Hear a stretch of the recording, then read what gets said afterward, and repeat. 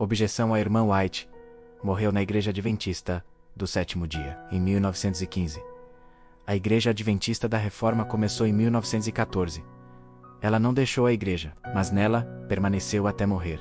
Resposta. Este argumento é muito comum entre os que ainda creem no espírito de profecia e têm consideração para com Ellen White. Isso dizemos porque há muitos adventistas que não têm interesse por Ellen White, nem creem nos escritos dela. Essa objeção pode ser explicada de diferentes maneiras, como segue. 1.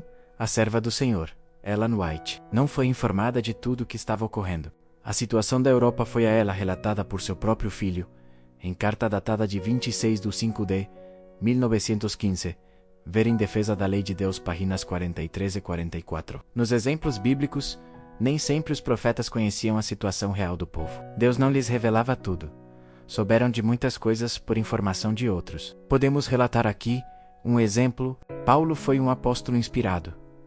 Todavia, a real situação do povo não lhe fora revelada todas as vezes. Os que estavam interessados na prosperidade da igreja e viam que erros nela penetravam, apresentavam-lhe a questão, e pela luz que ele havia anteriormente recebido, estava preparado para julgar o verdadeiro caráter desses desdobramentos. Pelo fato de o Senhor não lhe haver dado nova revelação especialmente para essa ocasião, os que estavam realmente buscando a luz jamais punham sua mensagem de lado como apenas uma carta comum.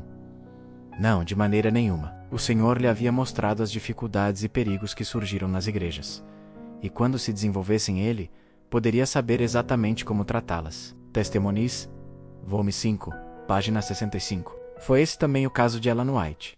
O que se precisa provar é se ela sabia da exclusão dos defensores da lei de Deus, e qual foi sua reação a esse respeito. 2. Ellen White estava nos Estados Unidos enquanto a guerra prosseguia na Europa. Os crentes que permaneceram fiéis à lei de Deus foram ali excluídos da igreja. Se ela estivesse na Europa, qual teria sido sua atitude no tocante à questão da guerra? Cremos que ela confirmaria o que anteriormente havia escrito em Testimonies volume 1, página 361. Qual seria então a reação da igreja? Ou aceitariam o conselho dela e se afastariam da guerra, ou também ela seria excluída como os outros o foram. Em seus ensinos, Ellen White foi defensora da lei de Deus e em seus escritos apoiou os poucos fiéis que foram excluídos por exaltarem a lei de Deus. Então ela se uniria ao núcleo que mais tarde se tornou o movimento de reforma. Perguntamos, por que Ellen White não escreveu alguma mensagem de condenação aos que se postaram em defesa da lei de Deus? A irmã White morreu em 16 de julho de 1913, e a Conferência Geral tomou a decisão de conceder liberdade de consciência para transgredir a lei de Deus.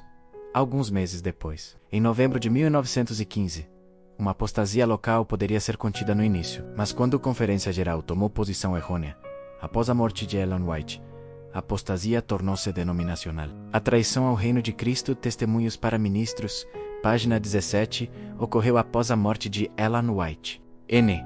ou antes. 4.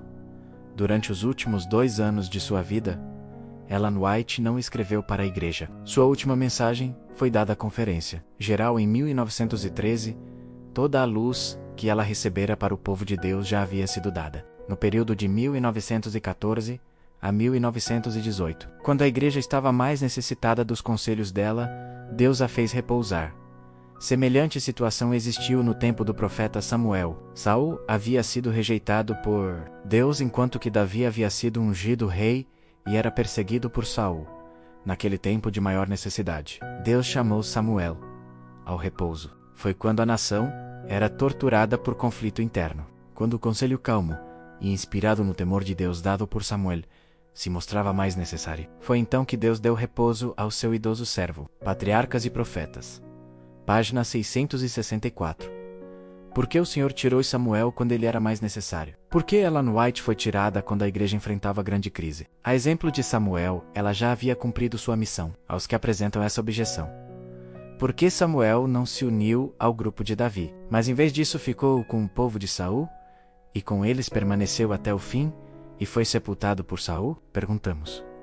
Por que Guilherme Miller não se uniu aos guardadores do sábado, e sim, permaneceu na Igreja Batista até o fim de sua vida? O mesmo argumento pode ser usado pelos batistas. A Igreja Adventista do Sétimo Dia começou em 1844.